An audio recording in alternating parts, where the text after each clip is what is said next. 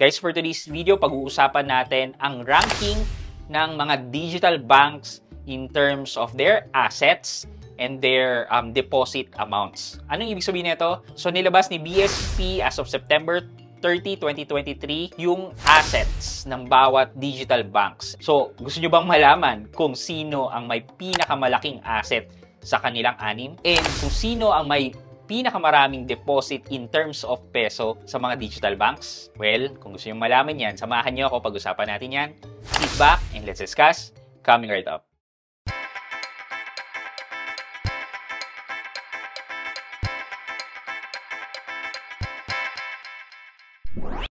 Hi guys, this is Pat and you're in Pat Quintos Review TV.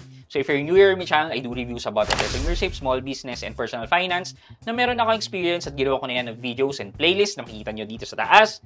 At kung bago ka dito sa channel ko, you may want to consider subscribing to my channel.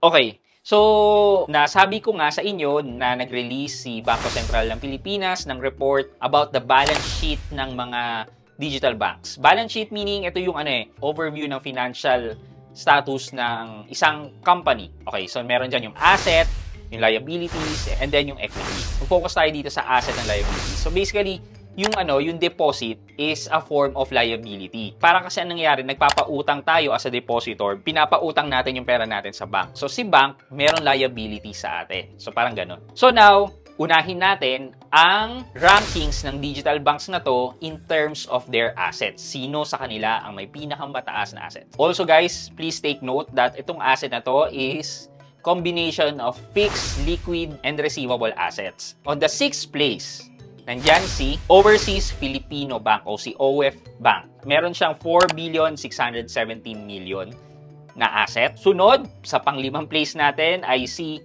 Uno Digital Bank na merong 4.74 or 75 billion. Pang-apat natin ay si GoTime Bank na may 5.26 or 27 billion. Pangatlo natin ay si Tonic Digital Bank. O di ba? Si Tonic Digital Bank hindi naman ganoon kaingay, pero pangatlo siya in terms of assets. So ang asset ni Tonic Digital Bank ay nagkakahalaga ng 10.38 or 39 billion. Ang laki, di ba? Mga hindi ganoon ka-iingay pero okay din naman palang assets ni Tonic Digital Bank. Pangalawa natin ay si Union Digital Bank. Ito rin guys, si Union Digital Bank hindi naman ganun kaingay.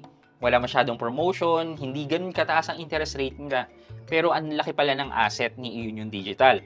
So si Union Digital ay may 24.55 or 56 billion. Okay, so nahulaan nyo na siguro yung huli kasi yun na yung hindi natin nasabi, which is yung unang-una natin or top 1 natin in terms of asset ay si Maya Bank.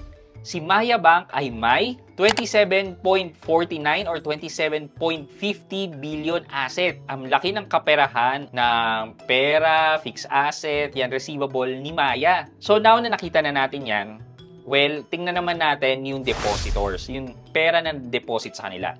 Kasi it would help na, kay Maya ako magbabank kasi ang laki ng asset niya, ang laki pa ng extra pera niya versus sa mga nag-deposit. Meaning, kumikita yung bank na yan kasi ang laki ng sobrang pera niya versus dito sa deposit amounts. In terms of deposit, number 6 is Uno Digital Bank. Okay, si Uno Digital Bank ay may 2.8 billion pesos na deposit coming from the depositors. Sunod natin on our 5th place ay si GoTime Bank na may 2.89 or 2.90 billion. Pangatlo natin si Overseas Filipino Bank. Si Overseas Filipino Bank ay may 3.16 billion. Ganun pala karami ang OFW natin na nagde-deposit dito sa Overseas Filipino Bank. Pangatlo sa ating listahan ay ang Tonic Digital Bank. So si Tonic na naman, wala masyadong ingay si Tonic pero ang laki rin pala ng de-deposit sa kanya.